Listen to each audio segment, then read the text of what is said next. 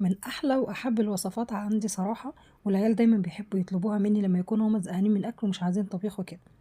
او لما يكون نفسهم هفهم على بيتزا وانا ماليش مزاج عجن.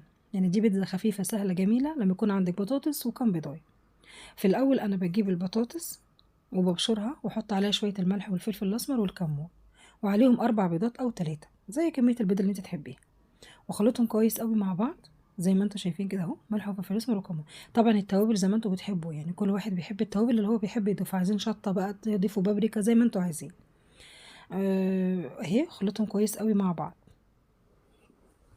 انا حبيت ابتدي اول وصفاتي معاكم بالوصفه السهله دي.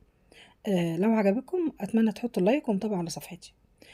خلاص هنا بقت مظبوطه. اجيب بقى صينيه، انا كنت دهنها دهنه زيت بسيطه جدا، وافردها زي ما انتم شايفين كده، واروح فردها في الصينيه.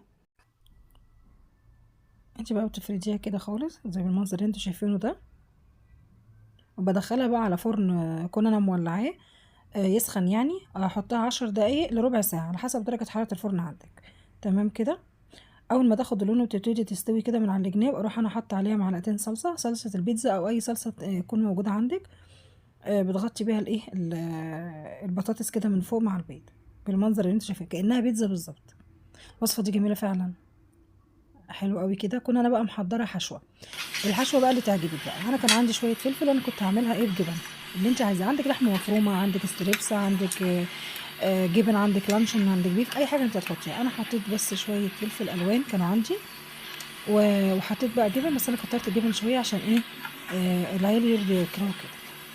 خلاص اهي زي ما انتم شايفين كده، وكام فلفل سبايسي، كام شريحه من الفلفل السبايسي حطيته عليها. حلو قوي كده اهو. طبعا لو انتم مش عايزين ان الفلفل يكون او طعمها حامي، خلاص ما تحطوهاش، ما تحطوش. الحشوه دي اختياريه بالنسبه لكم، بس هي لو انتوا عملتوها بالطريقه دي وجبن بس بتطلع برضو خطيره. تغمسوها بقى بالعيش، بتاكلوها بالشوكه، تاكلوها بالمعلقه زي ما تحبوا. اهي انا كان عندي بقى كام حته شيدر باقيين من السندوتشات حطيتهم، وحطيت عليها شويه جبنه موتزاريلا من فوق. هتشوفوا دلوقتي.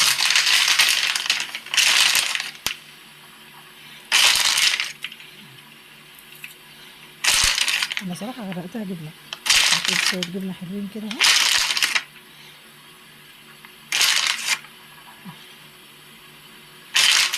انتوا بقى زي ما تحبوا.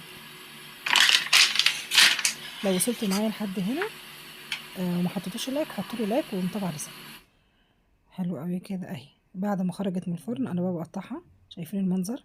والله جميله وخطيره، ولا عجن ولا بيكنج باودر ولا خميره ولا اي حاجه، حاجه كده في السهله في اللذيذ، وهتاكلوا احلى بيتزا.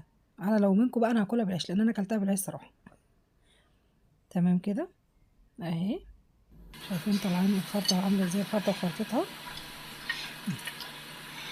والف هنا على قلبكم. باي باي.